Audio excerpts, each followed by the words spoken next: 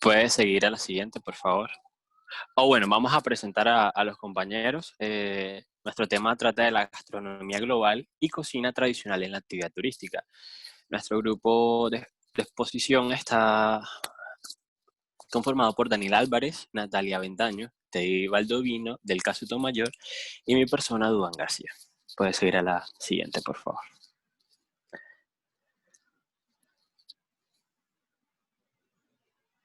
Nati, sigue, por favor.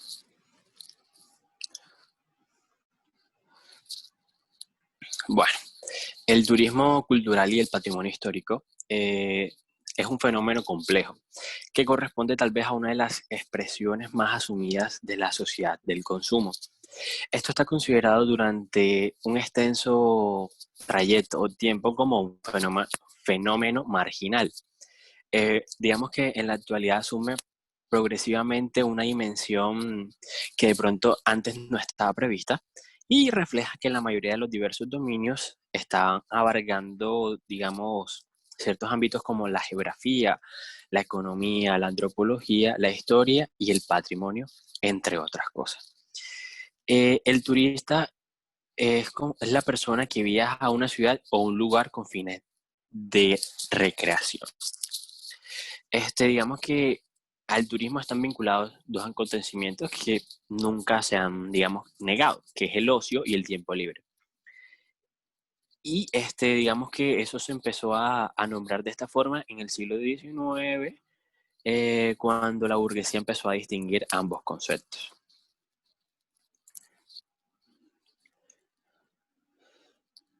Sigue, Nati, la siguiente, por favor. Bueno, perdón, sigue la anterior, Nati, disculpa. Bueno, durante la Primera Guerra Mundial, es cuando comienza el verdadero fenómeno turístico como producción masiva. La posguerra trajo consigo un desarrollo, digamos, casi que era innegable, como movilidad de bienes y personas que estaban impulsando a este gran fenómeno. En el transcurso de la segunda mitad del siglo XX, el turismo se convirtió en un sector económico complejo. Esto es debido, gracias a, digamos que a la gestión informática de las reservas y digamos que las estancias en ciertos lugares y se desplazaban de un lugar a otro. Y digamos que la información de los lugares donde se estaban hospedando las personas estaba teniendo gran auge publicitario.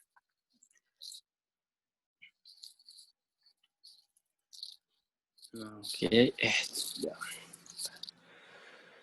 El patrimonio nacional cultural es un hecho dado en una entidad existente en sí misma, sino una construcción histórica, que es un producto de un proceso en el que participan los intereses de distintas clases que conforman una nación. Digamos que el nacionalismo del siglo XIX sentó las bases para el reconocimiento de las tradiciones junto con la recuperación de la memoria histórica. Esto lo idearon gracias a que pusieron en marcha ciertos programas dedicados a la reconstrucción de la identidad nacional y se firmó un proyecto integrador. Esto según se sustentó en el Estado Nacional, que se elaboró símbolos, imágenes y patrimonios centralistas.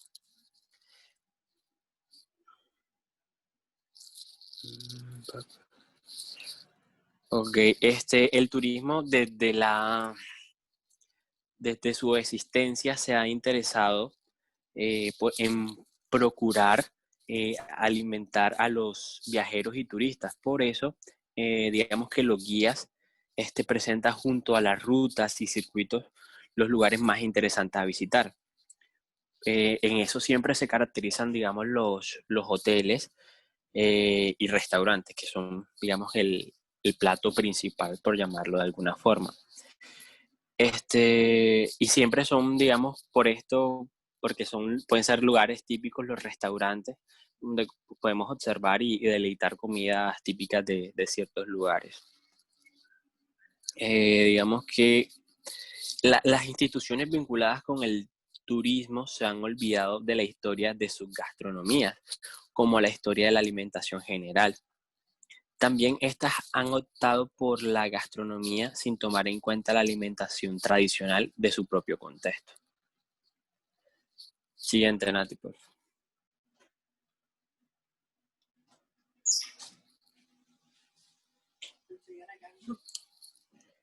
Okay. Un momento. Bueno, esto según el patrimonio gastronómico o patrimonio alimentario, según la UNESCO, define el patrimonio intangible como, abro comillas, el conjunto de formas de cultura tradicional y popular o folclórica. Esto es decir, que son obras colectivas que emanan de una cultura y se basan en la tradición. Aquí se incluyen en estas tradiciones como las orales, las costumbres, las lenguas, la música, los bailes, los rituales, fiestas, medicina tradicional, eh, las artes culinarias y otras, digamos, habilidades especiales que cuentan ciertos lugares. Digamos, para definir algo, la parte culinaria o arte culinario como se le conoce, se entienden diversos estilos de comer y alimenticios de la burguesía o de la cocina nacional. Por eso la UNESCO lo hizo parte de una concepción elitista de la alimentación. Sin embargo, este mismo ente, o sea, la UNESCO, desde el 1996 ha propiciado encuentros de reflexión acerca del patrimonio gastronómico regional, considerado como uno de los pilares sobre los que se puede fundar el desarrollo del turismo cultural. Es decir, gracias a la gastronomía local podemos impulsar y demostrar lo que es el turismo cultural. Como yo decía al principio, el arte culinario está, digamos, definido de esa forma. Al menos se consideró así por Brillat Sarbart, que en su obra La filosofía del gusto, quien a principios del siglo XIX lanzó la gastronomía como una bella arte y puso la base para el prestigio de la cocina francesa como el arte del bien comer, y la define como el conocimiento razonado de cuanto al hombre se refiere en todo lo que se respeta a la alimentación.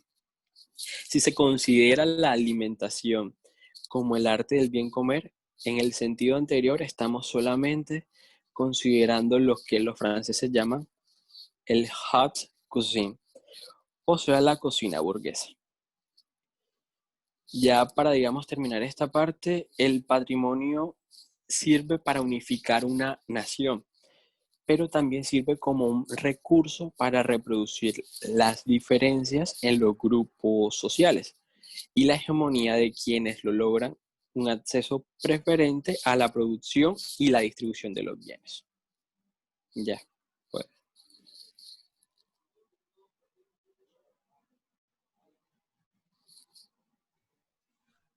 Sigue, Nati. Bueno, como lo decía mi compañero Dubán, de acuerdo a todo lo que él dijo, el patrimonio alimentario es el resultado global de las experiencias y comportamientos, a veces hasta de nostalgia, que se han sedimentado en el transcurso del tiempo.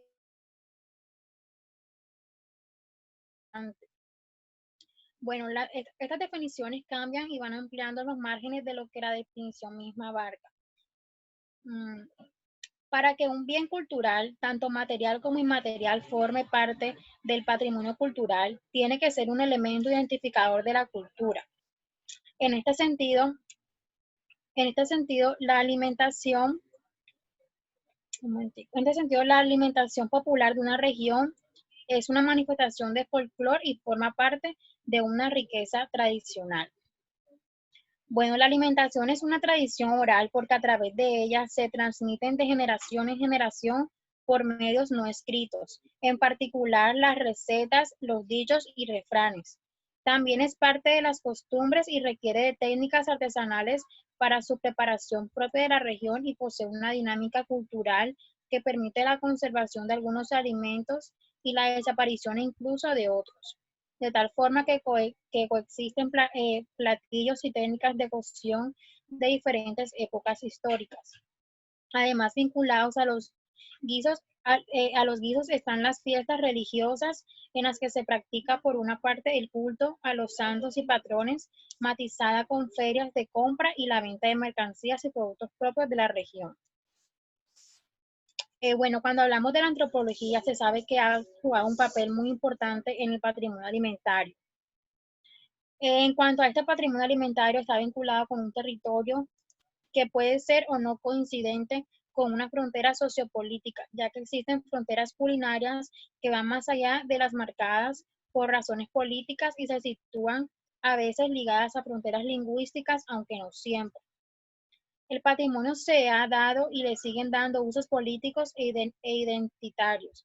Estos usos son los que explota el turismo desde la perspectiva de rentabilidad económica.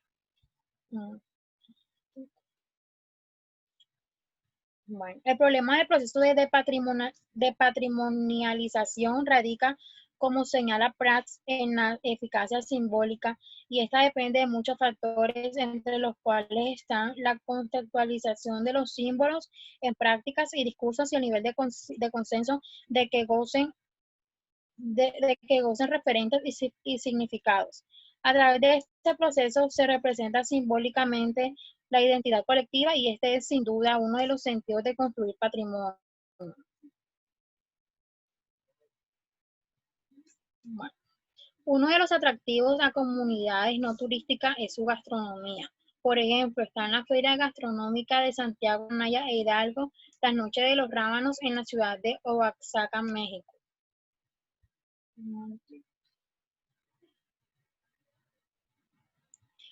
Bueno, con la puesta en el valor del patrimonio, muchas zonas se han dinamizado, zonas que tradicionalmente no eran consideradas turísticas. Estos destinos ubicados de una manera notoria en zonas bastante alejadas de flujos turísticos habituales fueron abiertos por los pioneros del turismo que huyen de los destinos que conocen mayor número de visitantes, como son estos dos que acabé de mencionar. Hay lugares que no son turísticos, de pronto no tienen como la historia ni lugares atractivos que llamen la atención a la gente, pero de pronto tienen una gastronomía que los hace únicos y ellos aprovechan de esta para así atraer turistas y aumentar la economía, como son estos, la Feria Gastronómica de Santiago de Anaya en Hidalgo y la Noche de Rábanos en la ciudad de Oaxaca, México. En México se ha reinventado el patrimonio alimentario bajo el nombre de gastronomía. En los restaurantes acogen a los turistas para ofrecer una bebida bien preparada, dependiendo del clima, estación o lugar que se encuentre, o una comida especial utilizando productos originales de cada región para hacerlos partícipes de las costumbres de cada territorio. El turismo, cocinas nacionales o regionales. Bueno, para el antropólogo Sidney Mintz, las únicas cocinas que existen son las regionales. Los alimentos de un país por sí mismos no integran una cocina y nunca representan la comida de un país, sino la de una región.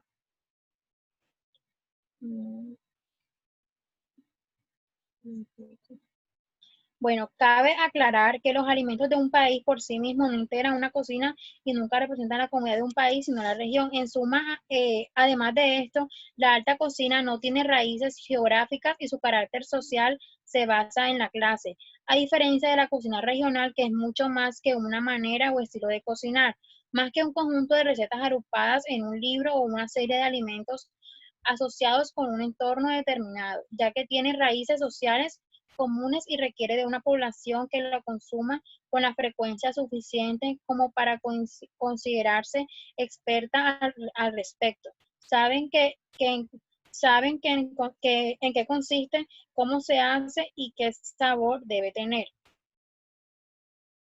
Bueno, ¿cuáles son las características de una cocina regional?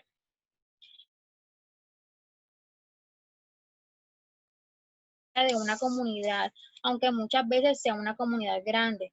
El sabor depende de cómo se prepara, qué técnica utiliza o hasta la plática que surge alrededor de la receta. Obviamente es preferencial que esta comida la realice una persona que sea de procedencia de esta región. Por ejemplo, si es una bandeja paisa, es mejor que la haga un propia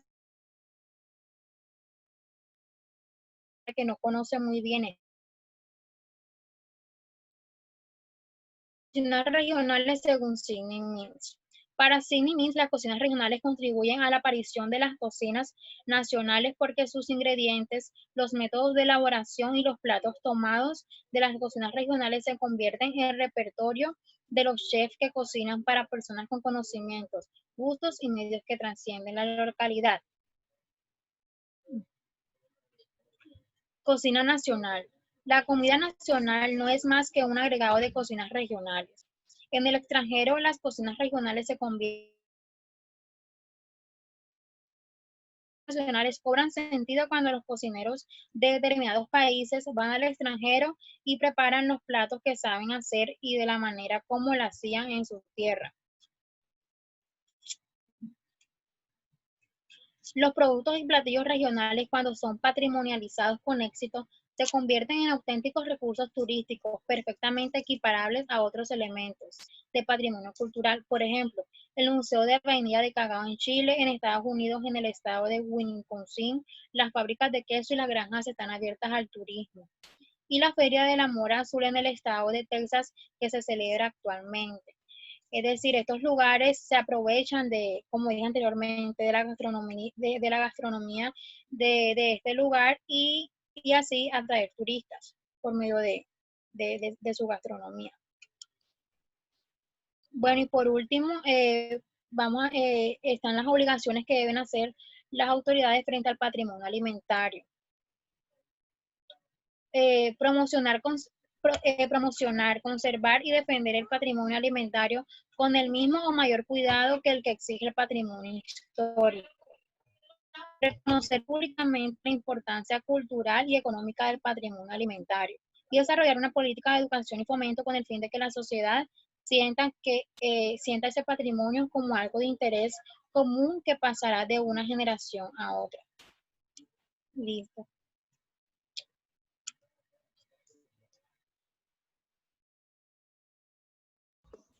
El turismo, cultura y gastronomía. Una aproximación a las rutas culinarias. La actividad turística se caracteriza en la actualidad por grandes cambios motivados por la necesidad de adaptarse a una demanda cada vez más exigente y activa. En los últimos años se está produciendo una apuesta decidida por todo lo asociado con la gastronomía, como reflejo de la identidad cultural propia de la zona geográfica.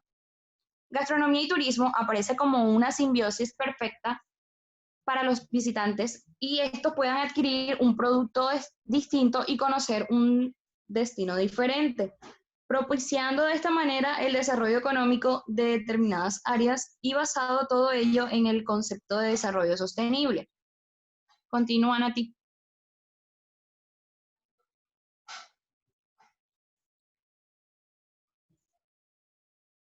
La gastronomía como recurso turístico.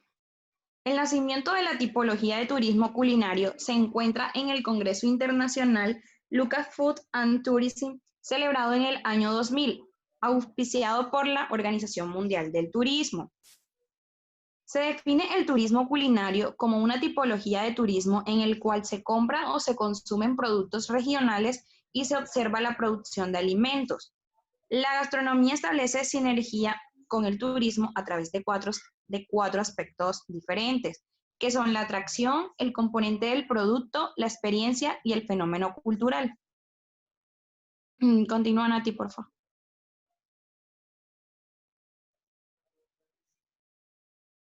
La gastronomía y la competitividad. La cocina es un elemento clave en la promoción y competitividad de los destinos turísticos. El modelo de competitividad se diferencia entre la ventaja comparativa y ventaja competitiva. En base a ello, representan la competitividad de un destino basado en los factores de apoyo y recursos. Un destino sería competitivo si puede atraer y satisfacer a los turistas. Continúa, Nati, por favor. La creación de rutas turísticas gastronómicas. Una ruta turística se define como la creación de un clúster de actividades y atracciones que incentivan la cooperación entre diferentes áreas. Dentro de las rutas turísticas relacionadas con la gastronomía, destacan en la actualidad sobre todo las relacionadas con el vino y en general con las actividades relacionadas con la vitivinicultura. La creación de una ruta gastronómica consiste en la definición de uno o varios itinerarios en el área geográfica seleccionada, perfectamente señalizada, donde se identifiquen los diferentes lugares donde el viajero puede apreciar la gastronomía del lugar suministrado, además, información sobre los lugares históricos u otros de interés. La gastronomía es actualmente uno de los elementos clave para el desarrollo y la potencialización de un destino turístico, y por ello, tanto las diferentes administraciones públicas como las empresas privadas deben considerarla como un elemento clave en la promoción y comercialización de un área geográfica. La gastronomía ya es una motivación principal para determinados viajeros en cuanto a su elección como destino, o en aquellos casos que no lo es, se aparece como un elemento importante. Gracias. La anterior, Natalia, por favor. Bueno, turismo y gastronomía. En la segunda mitad del siglo XX, durante los años que siguieron a la Segunda Guerra Mundial, se registraron expansión económica, desarrollo tecnológico, incremento de los transportes, expansión de la agricultura y profundos cambios sociales y culturales. En lo económico, la clasificación de los equipamientos, así como la introducción del container, permitió una mayor circulación de productos y reducción del costo final de la mercadería.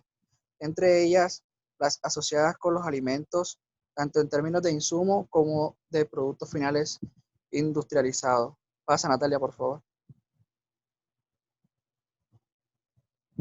Bueno, para entender mejor esta dialéctica rural-urbana, la investigación buscó dos lugares como objeto empírico de estudio, considerando como recorte que allí se dan situaciones de contacto de los sujetos locales con el turismo mediante prácticas alimentarias cotidianas, festivas y comerciales.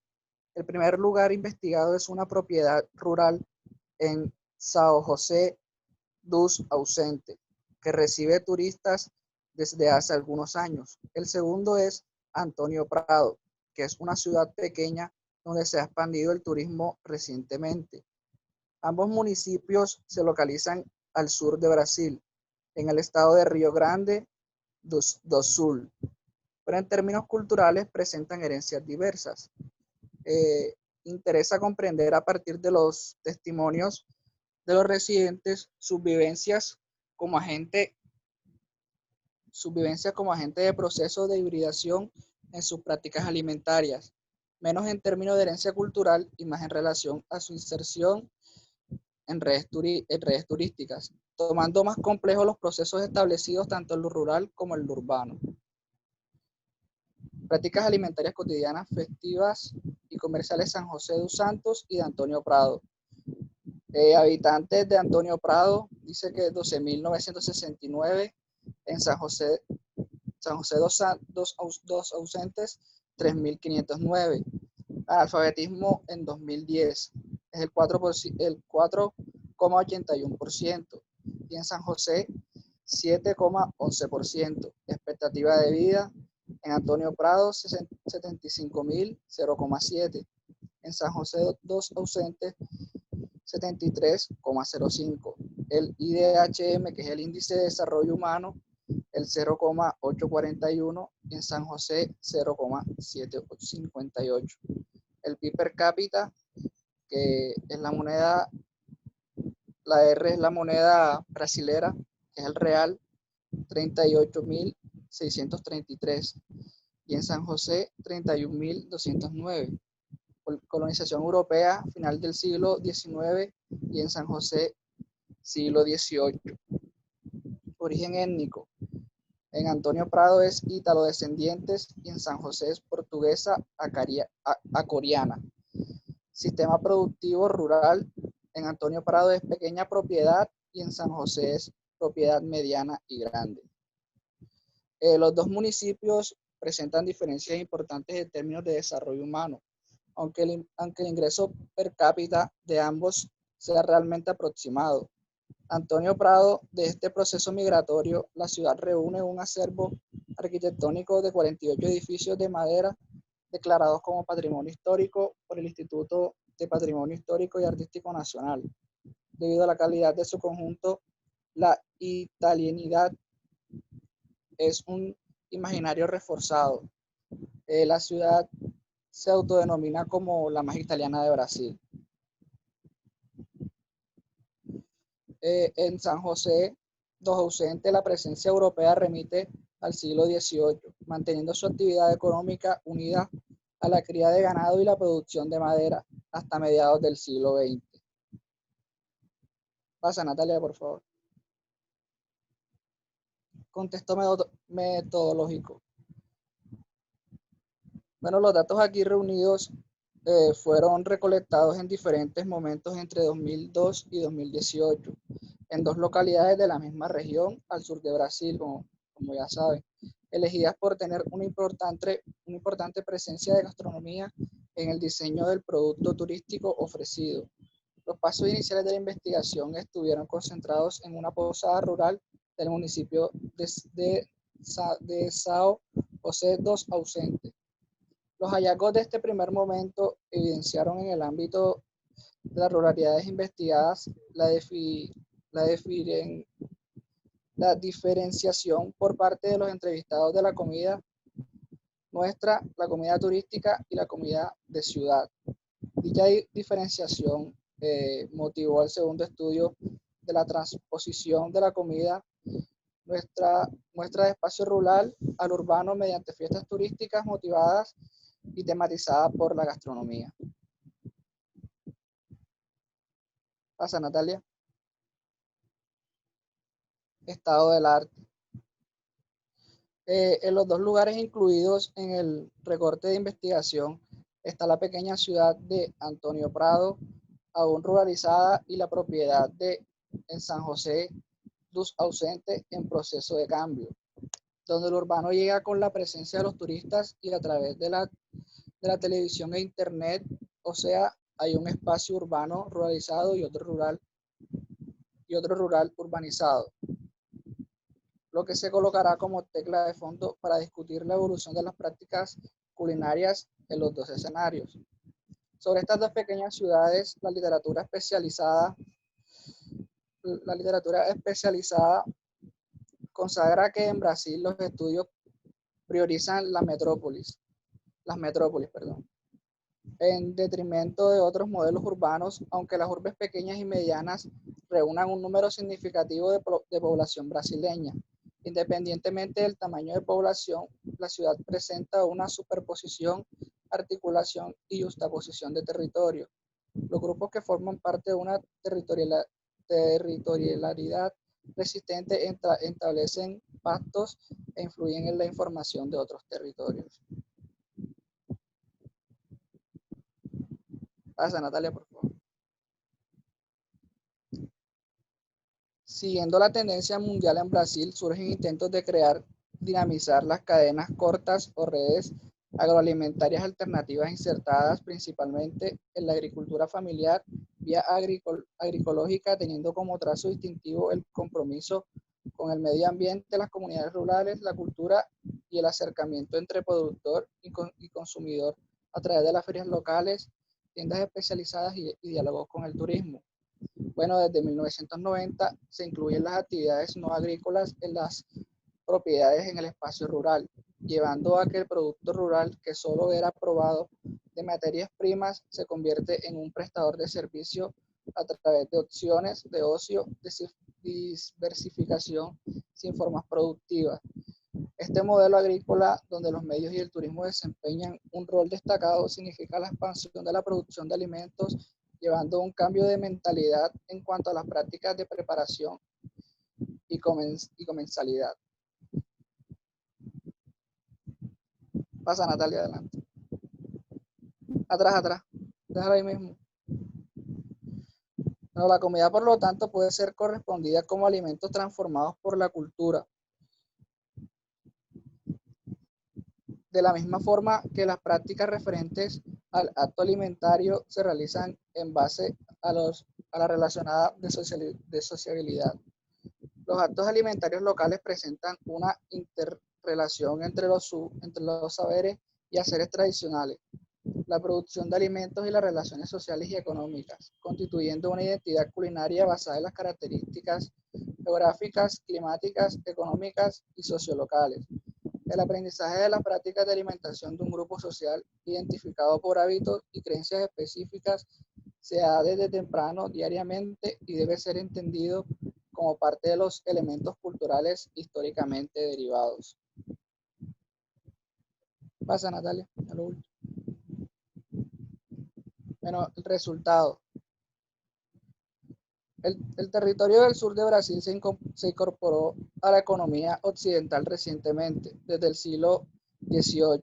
La región, marcada por la disputa de fronteras entre Portugal y España, tenía una economía restringida. La producción agropecuaria practicada en grandes propiedades en el siglo XIX.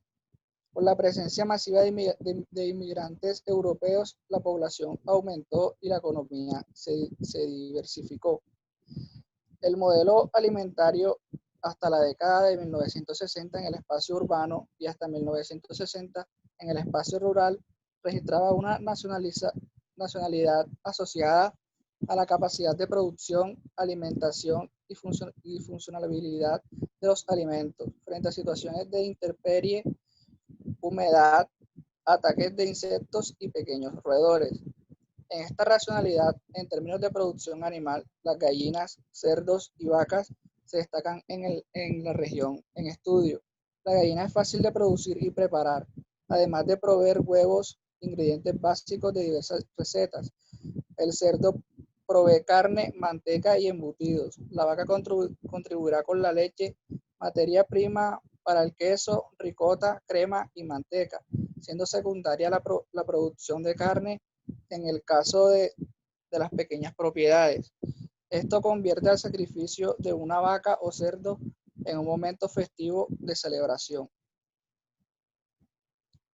Pasa, Natalia.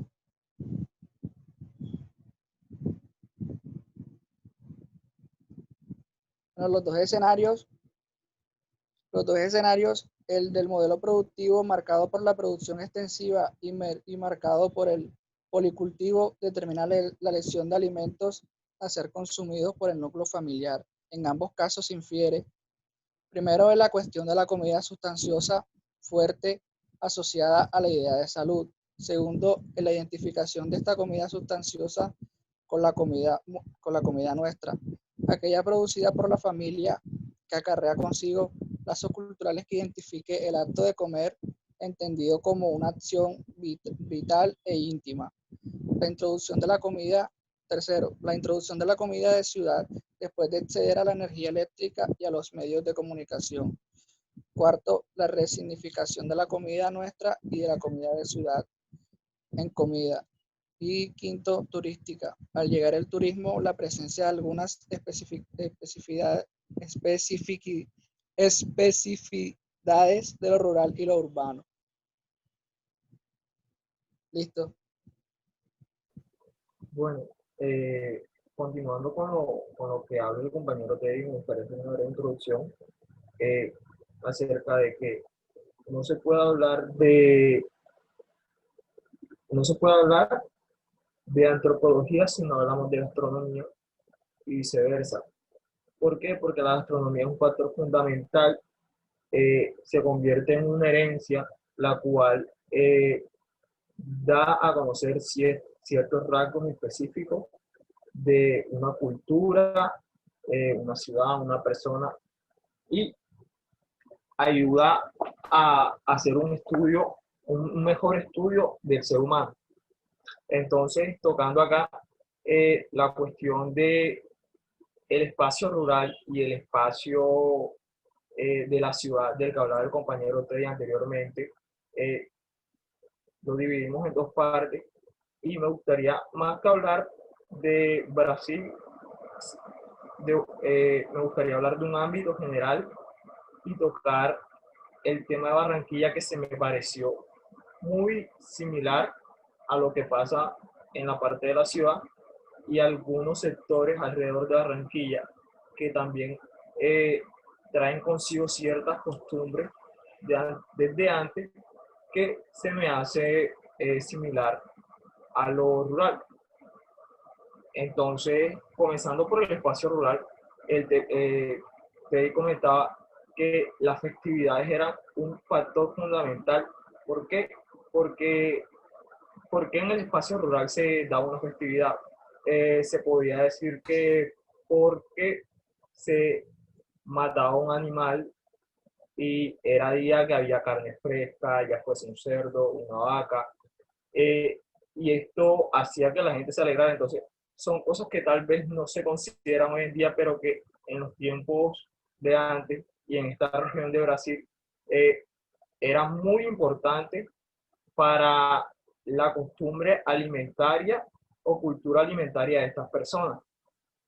Entonces, se puede decir que las fiestas estricaban los lazos y parentesco, y a través del aspecto del ritual de preparación de las comidas, asociado al intercambio de las recetas, de compartir intimidades, historias de vida. Entonces, ya ahí se ve una cultura oral, la cual se va transmitiendo, y una cultura alimentaria, ya dando factores que inciden en la antropología o el estudio del ser humano en esta región de Brasil.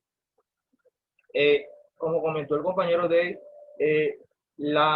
con la llegada del fluido eléctrico también llegó una incidencia de culturas alimentarias de afuera, porque se podían tener electrodomésticos, se podían obtener recetas, la televisión siempre ha sido un influenciador muy fuerte en cualquiera de los sentidos, y no se queda atrás en la parte de la alimentación o de la comida, porque siempre están viendo, moviéndose cosas nuevas, ya se empiezan a ver productos industrializados, y esto empieza a afectar o a modificar la parte rural de una buena manera.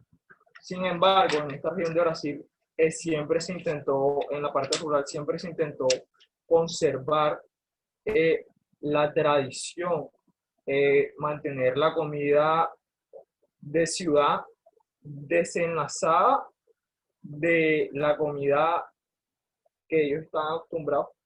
Más sin embargo, en la comida de la familia siempre se empiezan a mezclar ambas,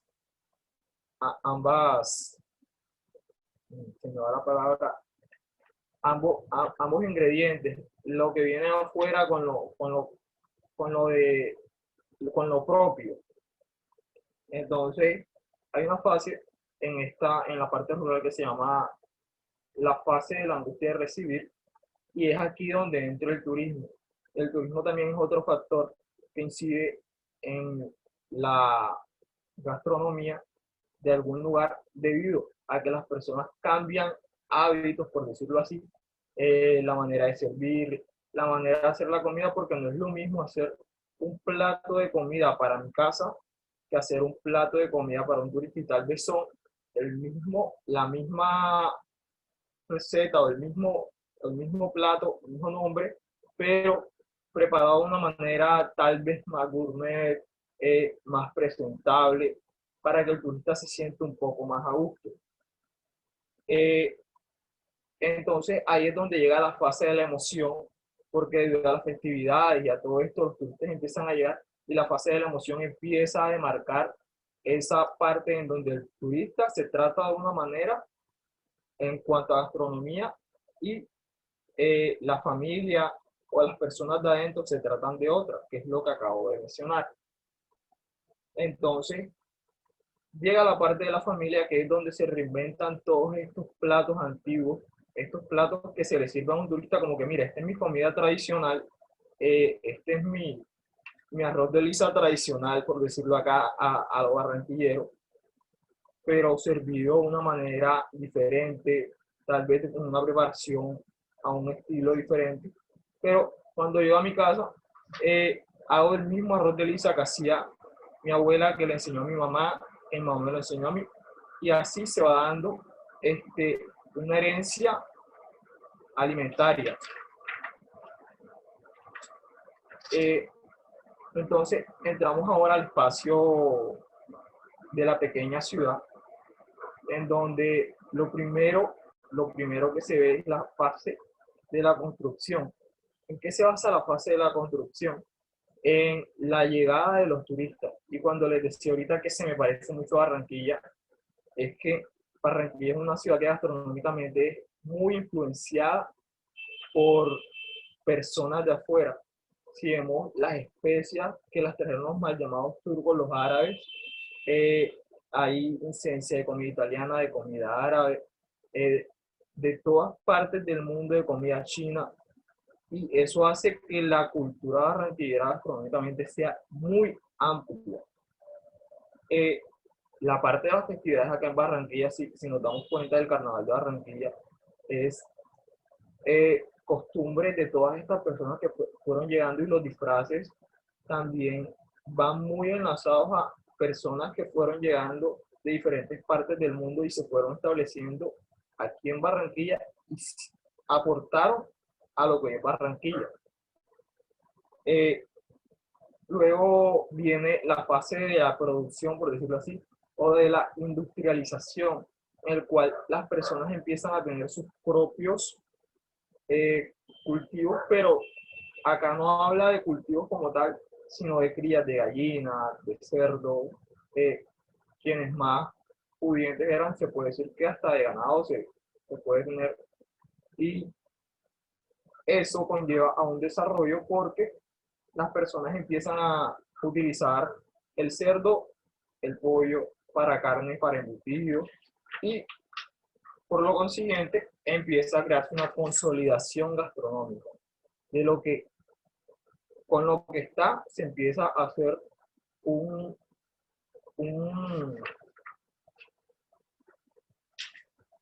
una cultura gastronómica establecida que se puede decir que es la que se mantuvo en ese lugar y es la que hoy se mantiene en Barranquilla. Esto produce accesibilidad a la ciudad, más personas llegan, pero así como más personas llegan, empieza a llegar más cosas desde afuera, más se empiezan a habilitar las rutas y tal vez de los pueblos aledaños de ciudades empiezan a entrar culturas, maíz, empieza a llegar el arroz, empieza a llegar la papa, empiezan, y todo esto hace que la cultura gastronómica esté un poco más, y termina en la fase de la expansión, que es que una pequeña ciudad termina con una cultura gastronómica bastante amplia y para ofrecérsela a cualquier tipo de persona que llegue a visitar. Las prácticas alimentarias presentes en la clasificación permiten ver tal vez borrosamente el intercambio cultural en el interior de grupos, debido a que cuando uno llega a un lugar no dice como que este ingrediente es de tal parte del mundo, sino como que esta es la comida típica de aquí. Más sin embargo, las personas que conocen de cultura saben que ese plato tal vez tiene un poquito de comida italiana, un poquito de ingredientes chinos y un poquito de lo nuestro. Un pescado en cabrito tal vez tiene un poquito de especies italianas, de verduras cultivadas en el interior del país, y el pescado que salió del río Magdalena. Entonces, todos estos ingredientes crean un mismo plato con diferentes culturas en sí.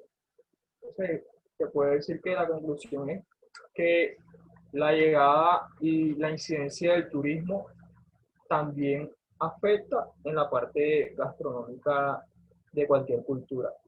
Muchas gracias. Muy bien, excelente.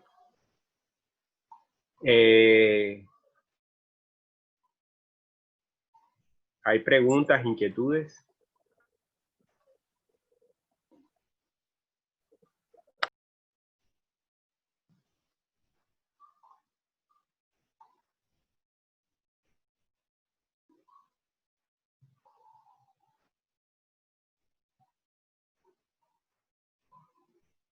¿Ustedes tienen alguna actividad para desarrollar? Sí, profesor, ya le vamos a compartir la actividad. Vamos a hacer lo siguiente.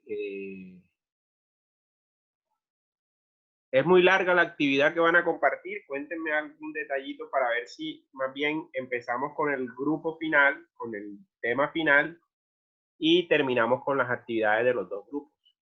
¿Qué les parece?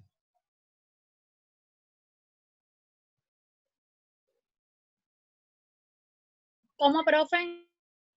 Que le damos paso al grupo que hace falta y dejamos las actividades pedagógicas, los talleres que ustedes hicieron para el final. Ah, bueno, profe, sí, mejor así. Vale, perfecto. Entonces, el siguiente grupo, ¿cómo estamos? ¿Ya están todos?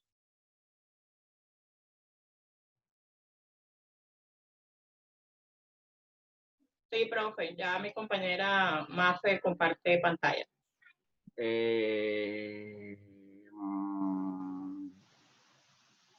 ¿Dónde está que no la veo?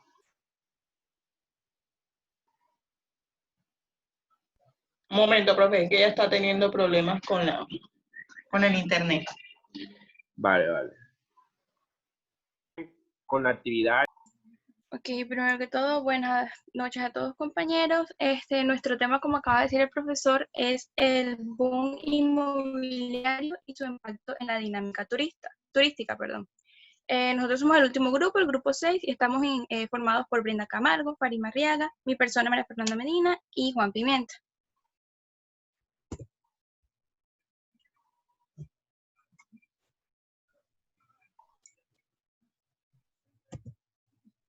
Ok, primero que todo vamos a decir qué es el turismo residencial.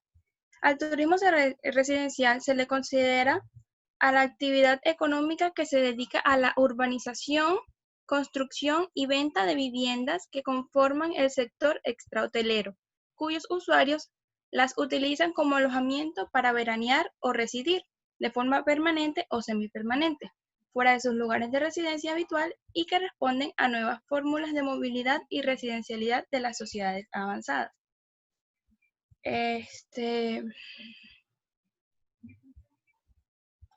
Un momentito, por favor, que se me perdió.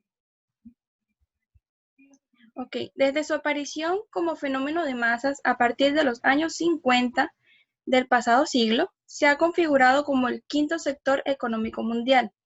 El turismo residencial comienza a surgir desde principios de los años 80 y se configura como una de las alternativas más poderosas al turismo industrial de paquetes de hotel, sol y playa. El turismo residencial se desarrolla fundamentalmente en la Europa mediterránea, asociado a procesos macrosociales, tales como el desarrollo de un potente estado de bienestar europeo, el envejecimiento de la población de la Unión Europea o nuevas consideraciones sobre calidad de vida. También otras áreas turísticas cercanas a los grandes países emisores se han sumado a esta fórmula turística, como lo son Florida, el Caribe o México, responden a la demanda turístico-residencial de los norteamericanos y más recientemente comienza a extenderse esta modalidad por zonas del continente asiático. La expansión del turismo residencial es el fenómeno de la segunda residencia. El conocimiento y experiencia de la región de destino que tiene el turista, sumado a que se halla en una etapa no productiva de su ciclo vital, ya que está en vacaciones o descansando, parece justificar su decisión de cambiar el alquiler de un alojamiento turístico clásico, que es el turismo de hotel, durante unas pocas semanas al año, por una residencia propia y permanente en su lugar de destino turístico habitual, que sería, como estamos hablando, el turismo residencial. La expansión que está experimentando el turismo residencial y su creciente peso en el sector turístico, sus efectos y sobre las economías y sociedades locales, y además la enorme transformación del paisaje humano y físico que conlleva todo esto. Son razones que justifican el reciente interés que este modelo turístico ha despertado entre los expertos. Una de las primeras regiones en las que el turismo residencial se desarrolló fueron las comunidades costeras del mar Mediterráneo español. Desde la década de los 60 del siglo XX, miles de residencias turísticas se han venido construyendo para satisfacer una continua demanda procedente de tantos otros países europeos más desarrollados. como del propio mercado interno español. Este desarrollo ha dado origen a una nueva fórmula sociourbana, las urbanizaciones turístico-residenciales, formadas por chalets, adosados y bungalows, que conforman una unidad urbanística separada de los cascos urbanos tradicionales. El turismo residencial ha transformado de forma radical el paisaje humano y natural de numerosos pueblos de las costas españolas. Ha generado un potentísimo, sector económico del que dependen miles de puestos de trabajo y ha convertido comarcas que, debido a su secular retraso económico, el origen de los compradores de las viviendas turísticas en el litoral español procede prácticamente de estos tres lugares, que es el entorno cercano a las promociones inmobiliarias del centro y norte de España y de otros países de la Unión Europea, principalmente de Reino Unido, Alemania y Francia. Su uso puede ser de fines de semana, vacacional y como residencia semipermanente o permanente. Con el modelo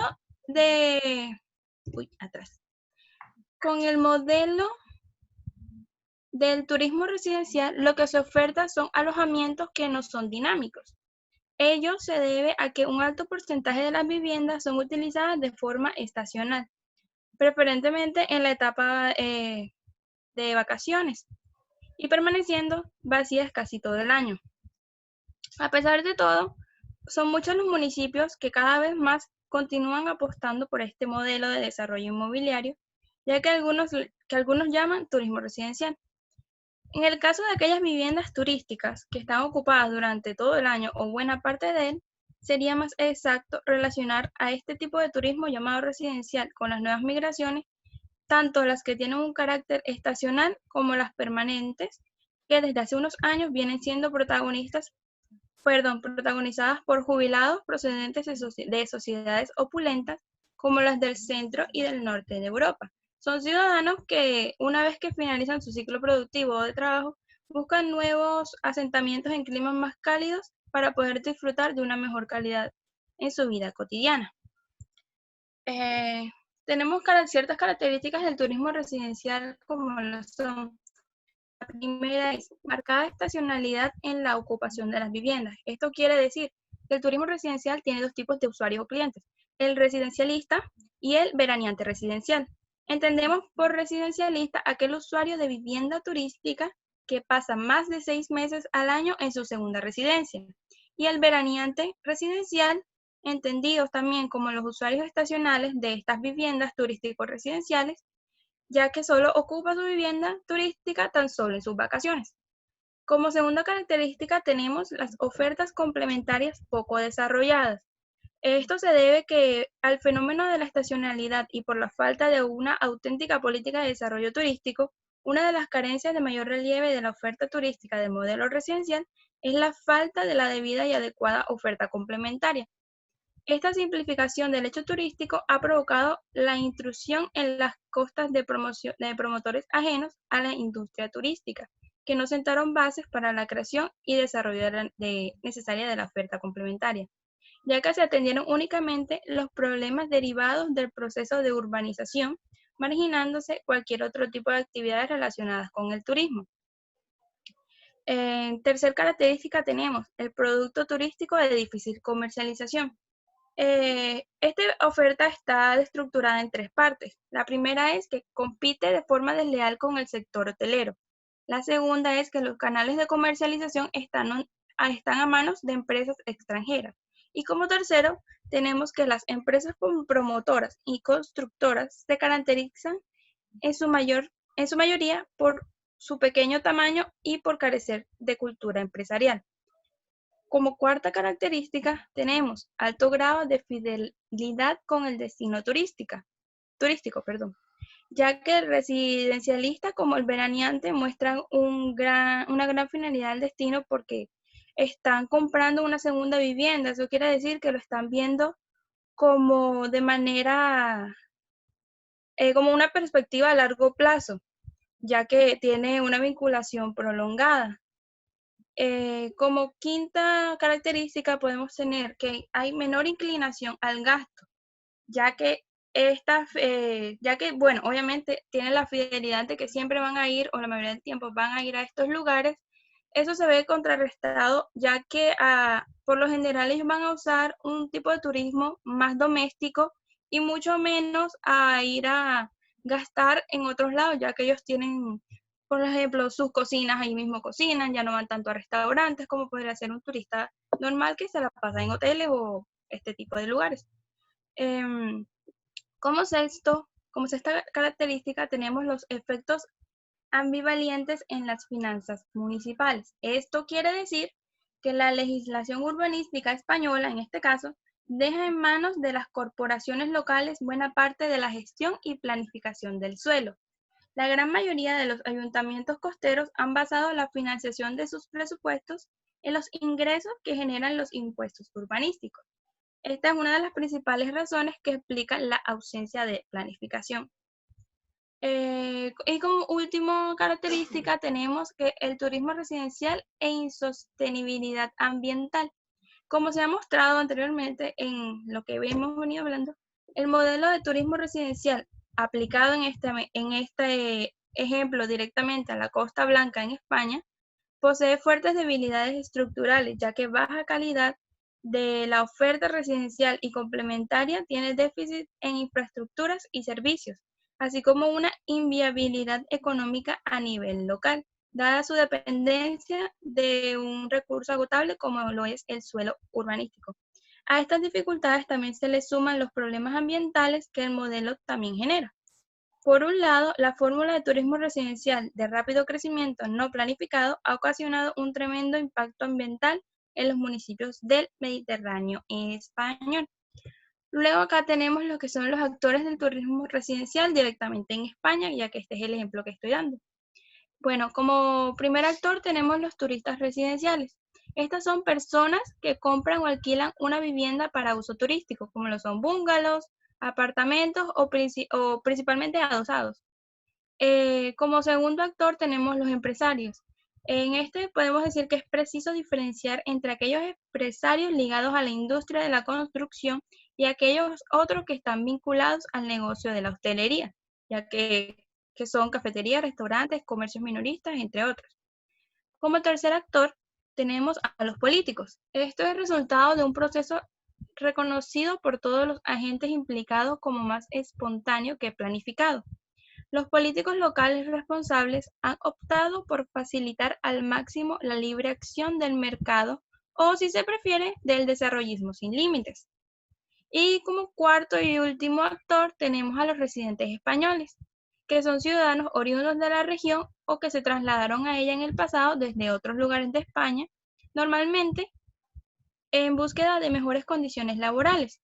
Ellos constituyen con mucho el grupo que con menos capital y capacidad de movilidad se enfrenta al juego de poderes del campo en el turismo residencial. Ahora mi compañero les va a hablar sobre...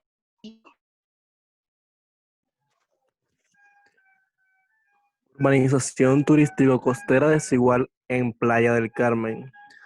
Bueno, principalmente con la llegada del turismo y el conjunto de actividades que acompañan a esta, en la Playa del Carmen sufrió un intenso y rápido proceso de urbanización a partir de la década de los 90. De ser un pequeño poblado de pescadores se convirtió en uno de los centros turísticos más importantes a escala internacional. Primeramente, lo que muestra esto es cómo se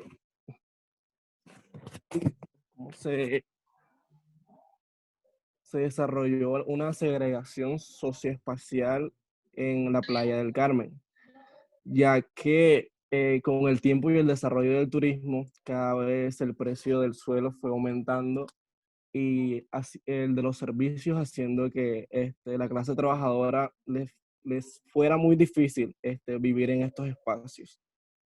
Entonces, cada vez fueron más aislados a la parte trasera de la ciudad, la cual no cuenta con una buena infraestructura, sus zonas, digamos, que son precarias en cuanto a desarrollo urbano.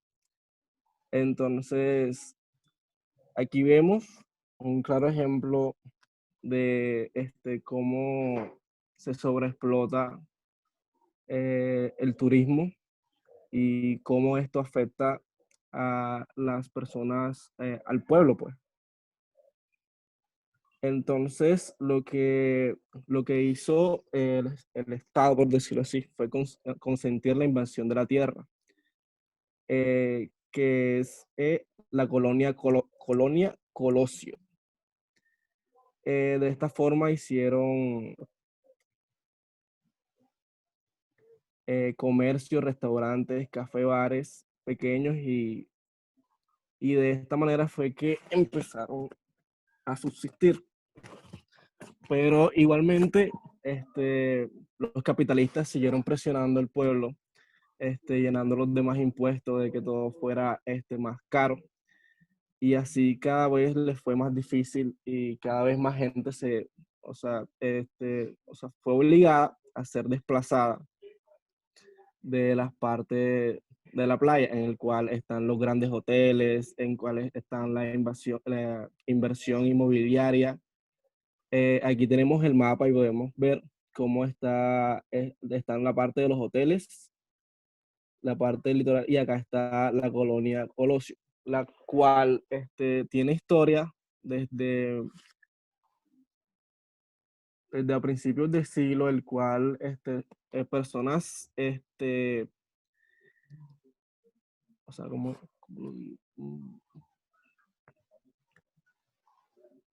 o sea, informalmente empezaron a vivir acá. En ese entonces, obviamente, el turismo no estaba para nada desarrollado y pues con el tiempo y el desarrollo del turismo, estas personas empezaron a ser hostigadas por los capitalistas, por las grandes cadenas turísticas y cada vez, como lo decía antes, se vieron afectados por la gentralización. Wow, se me olvidó la palabra. Momento. La gentrificación costera. Entonces, debido a que este concepto implica procesos ligados a la globalización económica y la movilidad de capitales, toma en cuenta la construcción del espacio y el papel del Estado en el establecimiento de determinadas políticas urbanas.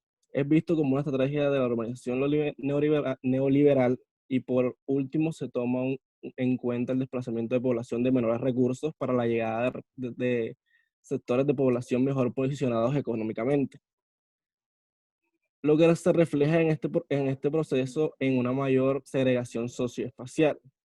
Entonces, aquí obviamente vemos cómo las opciones de la población con menores recursos es habitar en producción de espacios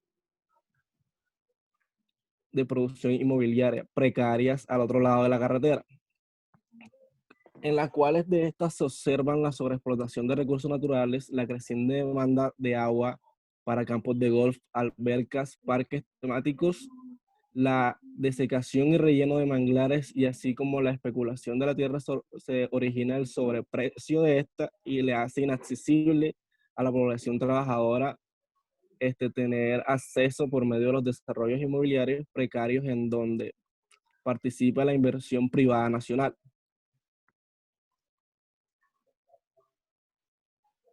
Aunque existe la organización de diferentes grupos de población, en este caso, la colonia de Luis Donaldo Colosio, para resistir y permanecer en la colonia ante la llegada de capitales privados y públicos en forma de nueva infraestructura, se observa el paulatino avance de los grupos hegemónicos para la turistificación de la zona.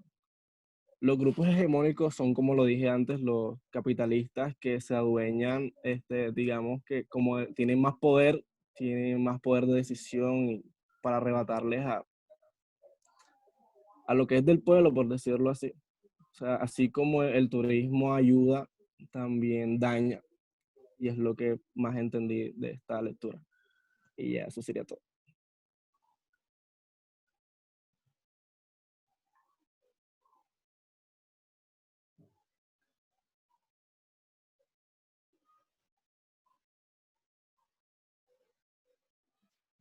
Bueno, ahora voy a hablarles sobre el turismo, producción inmobiliaria y procesos espaciales, la difusión del modelo turístico español hacia Brasil. ¿Sí me escuchan bien? Sí, te escuchamos bien, te escuchamos muy bien. En las últimas décadas se ha implementado en el litoral mediterráneo español un modelo turístico basado en la construcción de complejos residenciales próximos a la costa, la mayoría de ellos asociados a un campo del golf, con viviendas adquiridas en general por ciudadanos de otros países europeos. Este proceso, que inició desde 1995 a 2007, ha generado un vigoroso mercado inmobiliario y diversos fenómenos socioespaciales, como gentrificación, segregación, homogeneización o fragmentación del espacio urbanizado, en un modelo que ha sido exportado a diversos lugares, como el continente americano. Siguiente, Mafe.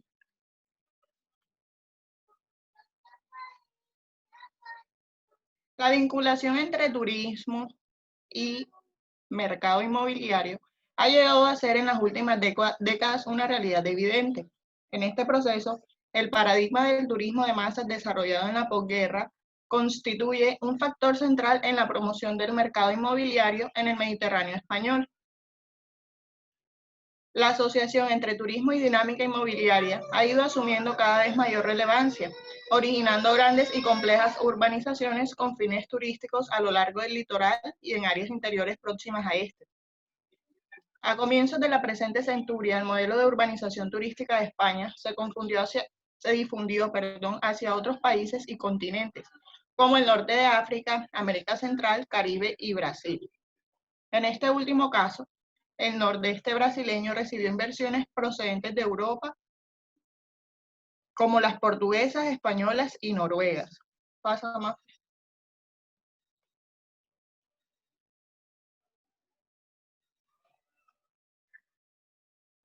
La llegada de los nuevos agentes inmobiliarios con aportes de capital aceleró la inserción del litoral nordestino en el mercado inmobiliario globalizado y la intensificación del proceso urbanístico a lo largo de la zona costera.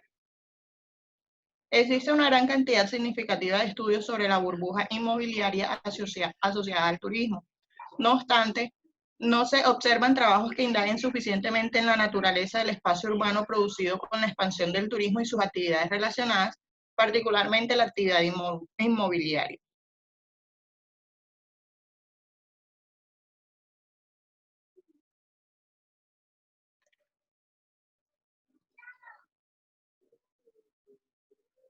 La asociación entre turismo y dinámica ha sido, pasa más.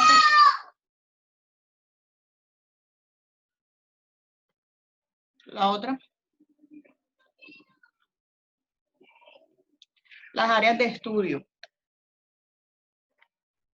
Se tuvieron en cuenta la costa cálida de España y Polocosta das Dunas, Brasil, ya que guardan similares características o condicionantes para el desarrollo del turismo residencial.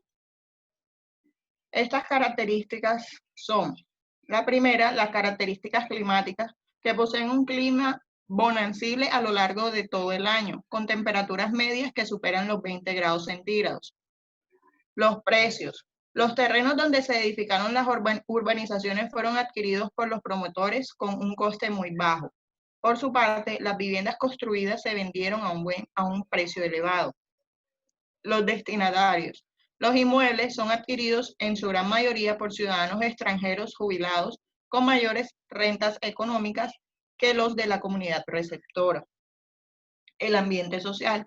Se han generado comunidades de compatriotas y existe una gran hospitalidad por parte de la población receptora. No obstante, suelen formarse guetos según la nacionalidad. La calidad de vida. Además del clima, en estas urbanizaciones existe una seguridad privada, a la par de servicios como bares, restaurantes, piscinas o gimnasios. Sin embargo, muchos complejos residenciales carecen de servicio. Y por último, las comunicaciones. Para el impulso de este tipo de turismo, ambos lugares han fomentado la construcción de infraestructura que garantizan una buena calidad al territorio.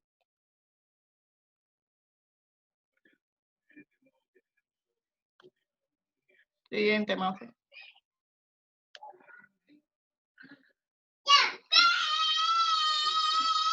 Perdón, Jean Paul. Brasil y España son dos países con tradición turística litoral, ya que ambos cuentan con zonas costeras caracterizadas por una bonanza climática a lo largo de todo el año que atrae a numerosos turistas. No obstante, si se realiza una comparación a escala internacional entre los principales receptores de turismo de sol y playa internacional, Brasil aparece como una nación emergente con enorme potencial.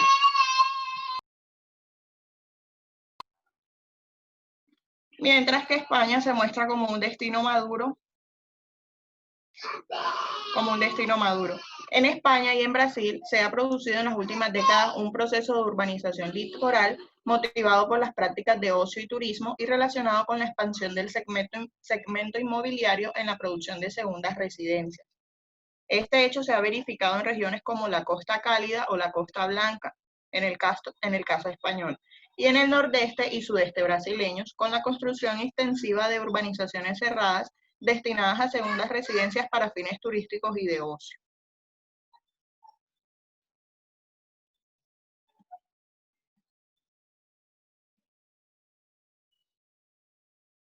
La Costa Cálida, ubicada en la región de Murcia, España.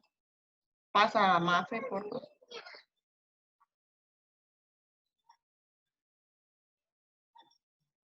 Perdón, es la anterior.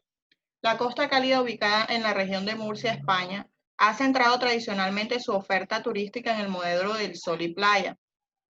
Recientemente, con la saturación constructiva del litoral, el fenómeno de la urbanización turística se ha trasladado a áreas interiores, donde se han desarrollado nuevos resorts con campos de golf que han devenido una de las principales atracciones turísticas. Esto provoca una paradoja, de acuerdo con Espejo y Cánoves, de que en una región con un déficit hídrico importante exista un número elevado de campos de golf, incrementándose con ello la demanda de agua. Conviene recordar que este desarrollo es favorecido por las condiciones climáticas, la proximidad al mar y la presencia del eje territorial mediterráneo, todos factores atractivos para una demanda procedente principalmente del Reino Unido y Alemania. En la actual imagen vemos la localización de Polo Costa das Dunas, Río Grande del Norte de Brasil, que se localiza en el litoral oriental brasileño y se constituye como el principal destino turístico del estado de Río Grande do Norte. El desarrollo turístico, Jean Paul, el desarrollo turístico proliferó a partir de 1990, coincidiendo con la estabilidad económica del país. El comienzo del siglo actual señala la internacionalización del turismo con la llegada de flujos, inversiones hoteleras e inmobiliarias para la construcción de viviendas secundarias procedentes del exterior, sobre todo de países mediterráneos, Portugal y España principalmente, y escandinavos.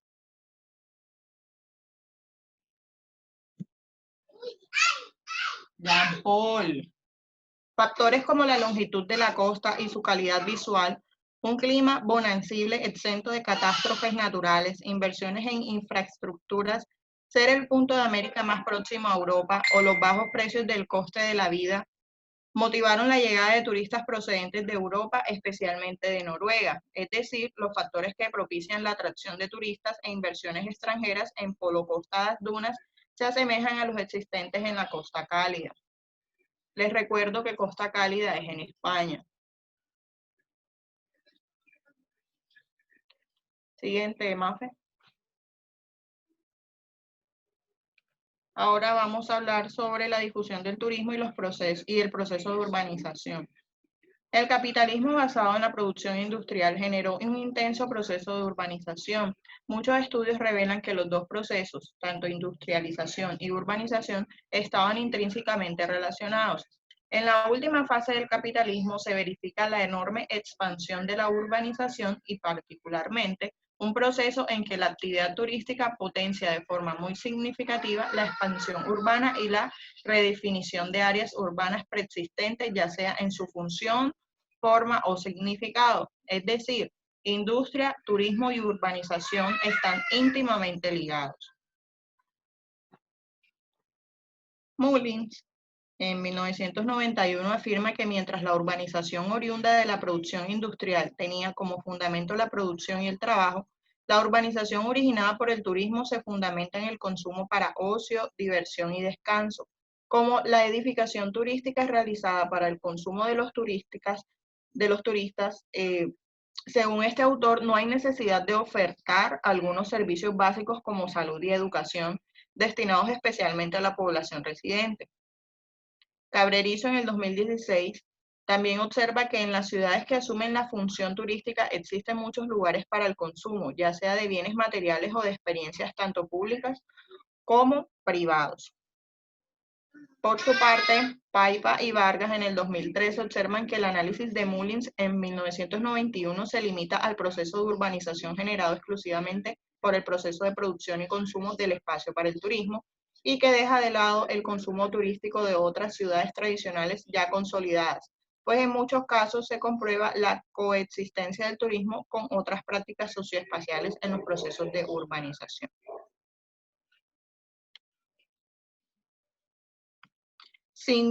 Por un lado, la actividad turística produce espacio urbano, por otro se alimenta de su consumo. Desde los inicios de esta actividad, las grandes ciudades europeas se consolidaron como importantes destinos turísticos, lugares visitados particularmente por la aristocracia inglesa. Los puntos de referencia de la ciudad, como lo eran los edificios y los monumentos, que generalmente revelan periodos de esplendor, así como formas modernas y contemporáneas existentes, han devenido objetos de interés turístico. Además de esto, es necesario resaltar que las grandes ciudades son las principales emisoras de turistas y tienen una participación fundamental en la distribución de flujos turísticos, una vez que se constituye en importantes nodos de conexión en las redes urbanas. Sin duda alguna, la enorme expansión de la actividad turística potenció y dirigió la producción inmobiliaria destinada a las segundas residencias, particularmente en áreas costeras. Y como resultado existe una urbanización rectilínea a lo largo de las áreas turísticas litorales y prelitorales, en la medida en que acontece la saturación de la primera línea de la playa. Pasa, Mafe, por favor.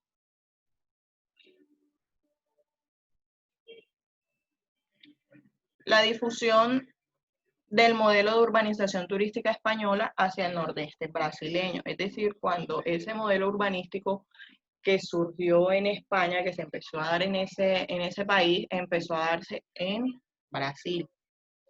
Analizando la arquitectura y la urbanización emergentes en el periodo en el que el turismo se volvió un fenómeno de masas y el litoral español pasó a ser frecuentado por visitantes procedentes de los países del norte de Europa, se observó que desde sus comienzos el negocio inmobiliario se asocia al ocio.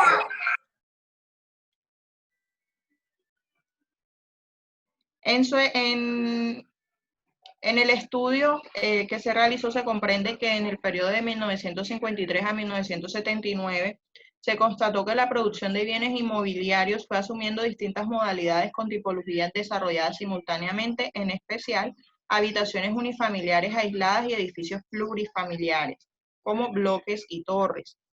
Los edificios altos fueron implantados en la década de 1960. Y en lo general, las unidades unifamiliares se adaptan a los terrenos más accidentados, mientras los bloques eran construidos en los terrenos más planos frente al mar.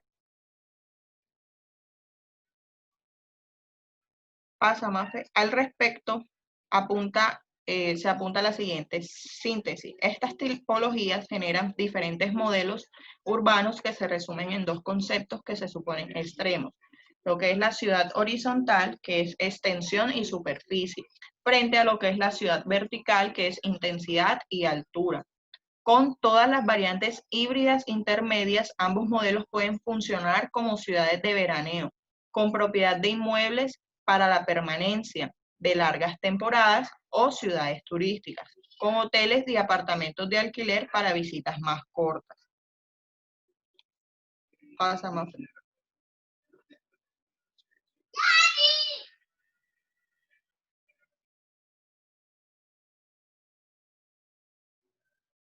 A lo largo del siglo XX se observa la expansión estrictamente ligada a un creciente proceso especulativo del suelo con total anuencia del poder público. Esta asociación se fue intensificando especialmente en la proliferación del turismo de masas después de finales de la década de los 50 y la producción inmobiliaria se difundió por toda la costa mediterránea. A partir de 1970 se verifica el crecimiento de la producción de segundas residencias a lo largo del litoral español, lo que según Aledo en el 2016 constituye la primera fase del denominado turismo residencial, en la cual identificó 5 fases del turismo residencial. Señala que a lo largo del tiempo, a medida que las urbanizaciones asumen mayor dimensión, magnitud y complejidad, van adentrándose en los municipios interiores, que son los prelitorales, e incorpora áreas anteriormente destinadas a actividades agrícolas, como es el caso de la región de Murcia.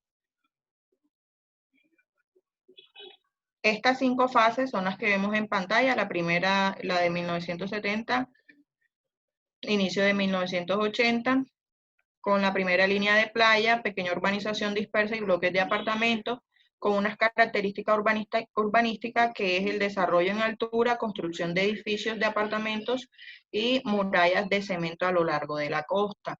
La segunda fase, que empezó en 1980 a 1991 y 1994, se comienza a ocupar el hinterland de las ciudades turísticas costeras, con una tipología de urbanización compuesta por decenas de bungalows y adosados, con característica urbanística en donde apareció un nuevo modelo, que es una urbanización formada por agrupaciones de chalets, adosados y bungalows, y la unidad urbanística separada de los cascos urbanos tradicionales.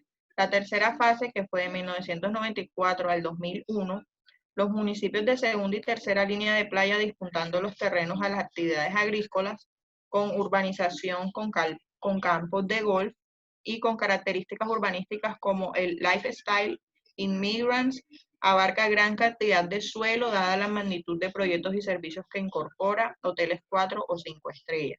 La fase 4, que se da desde el 2002 al 2008, con tipología de resort turístico residencial, tiene características urbanísticas como nuevo turismo residencial, modelo de macrourbanización, miles de viviendas con producto residencial dotado de servicios e infraestructuras más completos, nuevo entorno turístico, exclusivo, privatizado y centrípeto.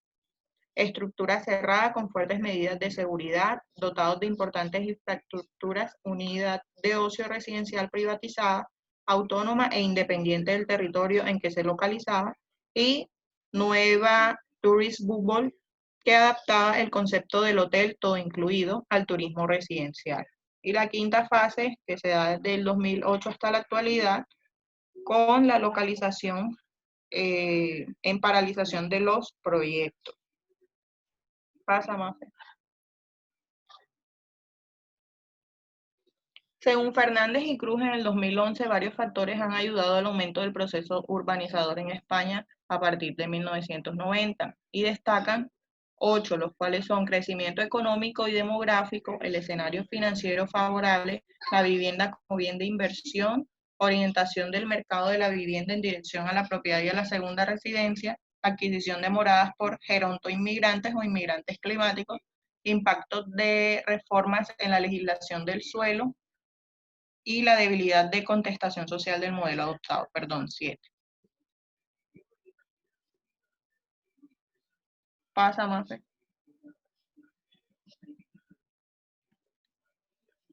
Los primeros inversores con capital foráneo procedían de Europa, especialmente de Portugal, España e Italia. Posteriormente llegaron inversores escandinavos de Noruega y Suecia y de otros países como se observa en la tabla.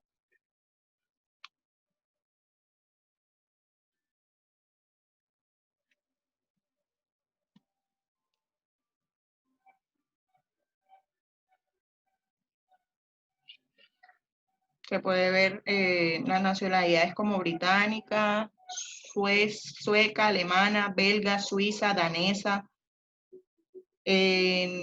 ecuatoriano, argentino, barbadense, estadounidense, ruso, afgana, libanesa, Marshallesa. Pasa, Mafe.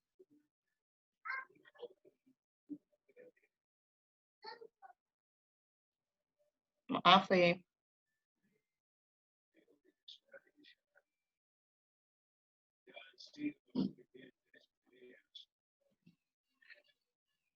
Mafe, ¿me escuchas?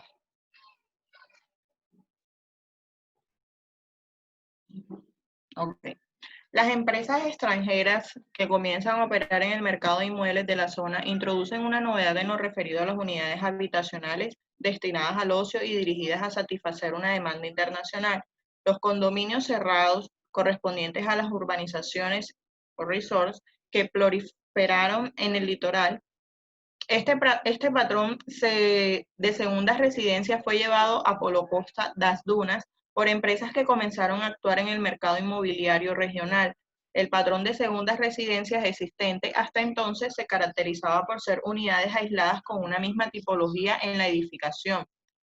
Otros condominios fueron construidos con una arquitectura totalmente exógena al entorno, entre ellos los ubicados en el litoral mediterráneo español. Como lo pueden ver en la imagen, ese era el patrón de modelo convencional de segundas residencias. Pasa, Mafe.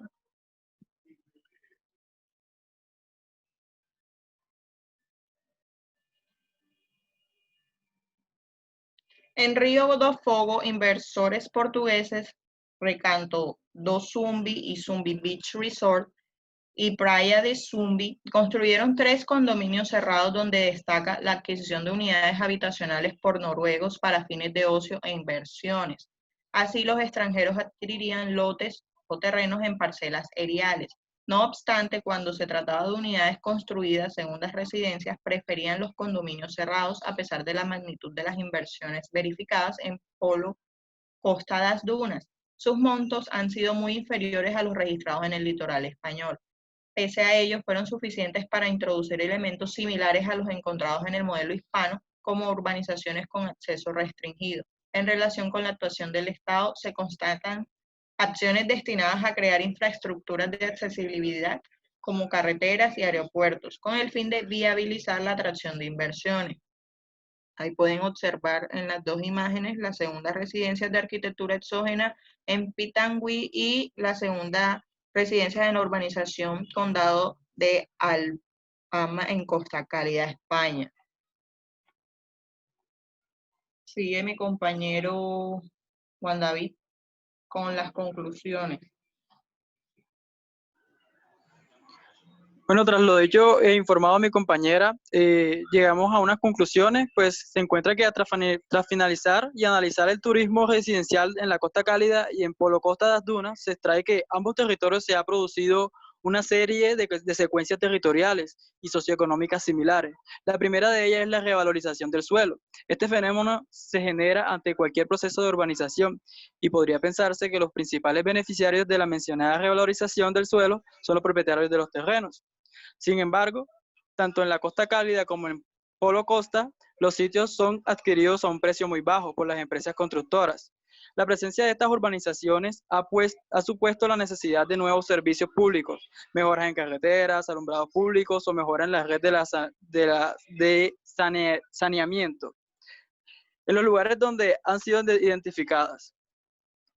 Por último, conviene destacar que se ha identificado una serie de procesos socioespaciales urbanos en las zonas estudiadas. Destacan los siguientes: la diferenciación. Tanto en la Costa Cálida como en Polo Costa, los propietarios de los resorts suelen tener un mayor poder adquisitivo en la población local. Es decir, la distinción social y la diferenciación de la clase continúan manifestándose en la práctica turística. Como consecuencia tenemos la homogeneización. Actualmente existe una tendencia de las localidades turísticas, en la medida en que otros destinos tienden a copiar aquellos productos con gran aceptación en el mercado. Esta es referida y es siempre parcial y nunca alcanzada plenamente. Seguimos con la segregación. En las realidades estudiadas ocurren procesos de confinamiento y autosegregación espacial, como los resorts, las urbanizaciones privadas, los condominios y la privatización de los espacios. Pues de esto sale la dispersión, de acuerdo con Esposito, en el 2009, dice que actualmente el fenómeno de la dispersión urbana no se restringe en las grandes metrópolis. Los espacios urbanos de diferentes dimensiones demográficos y funciones pasan por estos cambios. Seguimos con la gentrificación. El fenómeno de esta se ha desarrollado en grandes metrópolis, pero también en otros espacios urbanos y en el campo. En el caso que nos ocupa, pues se corrobora que es un proceso de valorización de determinadas áreas que consumen la función turística, comúnmente patrocinada por el poder público. Tenemos también la valorización. El turismo promueve la valorización de las áreas que participan en el sistema turístico y potencia las actividades inmobiliarias, dinamizando el mercado. Y esto, en el caso de Pueblo Costa de las Dunas, la actividad turística contribuyó a su inserción en el mercado global, atrayendo inversores de diversos lugares. El boom inmobiliario fue mencionado por varios autores, como Núñez, como Santos y Silva, promoviendo una acelerada inflación en los precios de los terrenos en varias localidades del litoral. En la costa mediterránea, este proceso especulativo fue tan intenso que algunos autores lo denominaron tsunami urbanizador. Muchas gracias.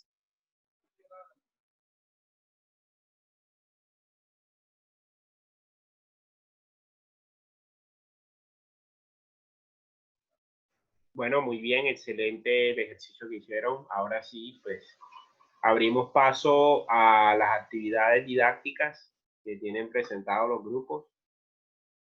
Si quieren pueden iniciar el grupo de gastronomía. Puede presentar ahora mismo su actividad.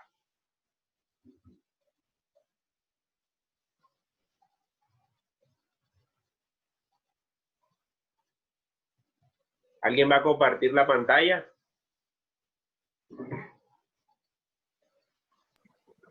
Del grupo de gastronomía. Sí, profe, ya.